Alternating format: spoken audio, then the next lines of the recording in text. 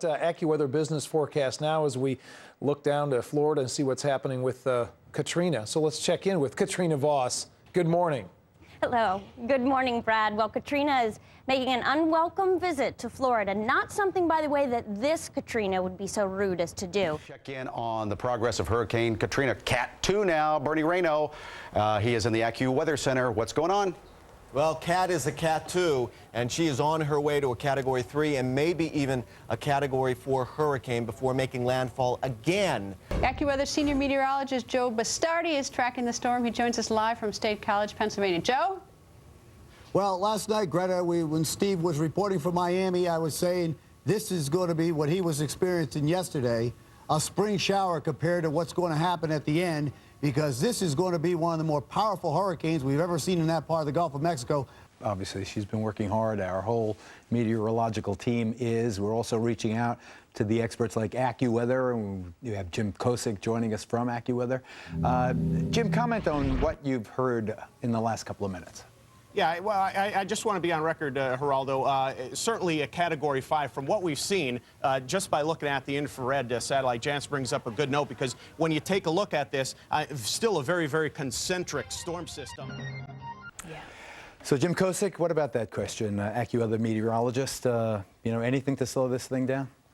5's the name of the game here, Geraldo. That's going to be the bottom line. And, you know, I don't say that lightly. I honest to God, wish this thing would just completely fall apart within the next few hours. That, unfortunately, isn't going to happen. 90-degree water temperatures in advance of it. I mean, that's just tremendous fuel here. And one thing that's going to be key with this storm system is its forward speed coming, or direction, I should say, in a due south to north fashion. That's critical here, because we saw the same thing with this storm system as it came into South Florida, perpendicular to the coastline. The eye wall tightens. So until we see a jump in pressure, which we haven't had, even though these winds have gradually come down, these Hurricane Hunter aircraft, they crisscross the storm system every which way, and they find the greatest wind speed that they can. They don't always find it, because they're not going over every single inch of it.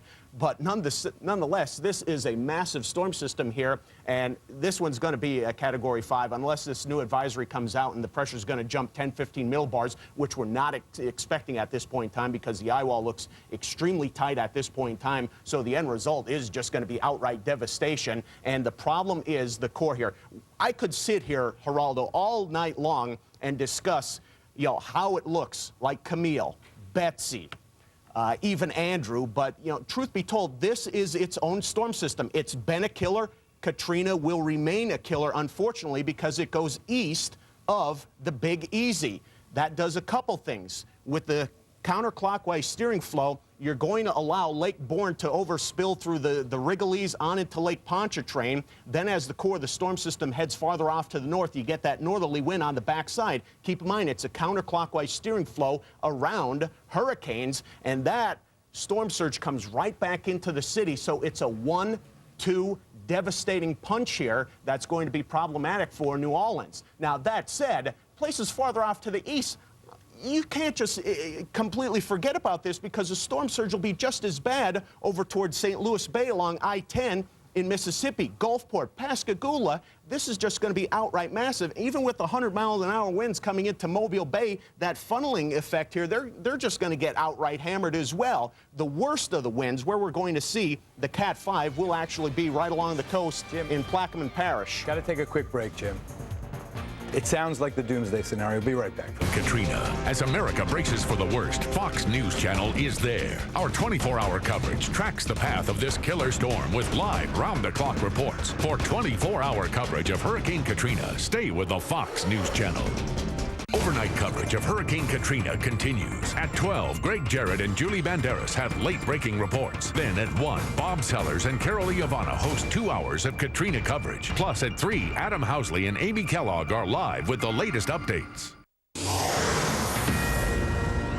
This is a Fox News alert. Officials in New Orleans are bracing for the worst, bracing for a direct hit which is just hours away. The Category 5 Hurricane Katrina is just hours from slamming the Louisiana coast, a first ever in history, a direct hit in Louisiana. Hundreds of thousands of people evacuating all weekend long out of that city that lies 12 feet below sea level.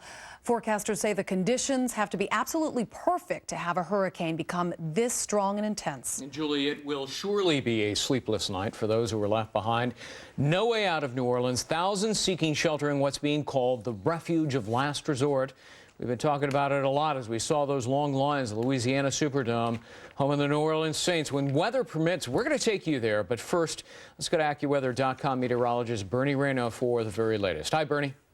I'll tell you what, Katrina continues to really be a Category 5 hurricane, a very strong hurricane, the strongest it can actually be. And all you have to do is take a look at the satellite picture. It's not often that you see an eye of a hurricane this well defined. Notice how concentric the clouds are. That is as many clouds along the north, east, west, and south side of the storm. Notice the movement off to the north. And this is going to be a big problem here. This is what we're looking at as far as damage. This is extreme to catastrophic, including New Orleans, including Pascagoula, very close to Mobile, and then it spreads northward in the Mississippi and Alabama. So this is going to be a far-reaching storm system. Now, certainly a lot of the focus has been on New Orleans, and as we stated, Jim Kosick last hour, we believe that 50 to 70% of New Orleans will be underwater. But Gulfport is going to have problems. Pascagoula, we have a big oil and gas refinery there. We all know about the problems with natural gas and oil. And Mobile is going to be a problem. Notice how their bay is shaped like a funnel. That means all this water in the Gulf of Mexico is going to start to be pushed northward. So they are going to have massive flooding as well. So again, 6 a.m., southern Louisiana, the oil and gas refineries are already being affected. In fact, crude oil is already up 6%, while natural gas is up 23%. 50 to 70% of New Orleans is going to be underwater, and hurricane-force winds are going to spread into Tennessee. So we're not going to see this system weaken that quickly, that we're not going to see the rain and wind spread northward. In fact, this is a far-reaching storm system that's going to be affecting much of the eastern half of the United States as we go through the week. So again, massive damage here from Mobile, Pascagoula, over toward New Orleans, and then we're going to get hurricane-force winds right up into Tennessee, and then the rain is going to be spreading up into Pennsylvania. But again, New Orleans, Pascagoula, Mobile, you are all under the gun. This is a Category 5 hurricane. It'll be making landfall here in about 5 to 6 hours. Bernie Rayno of AccuWeather.com. Bernie, thanks.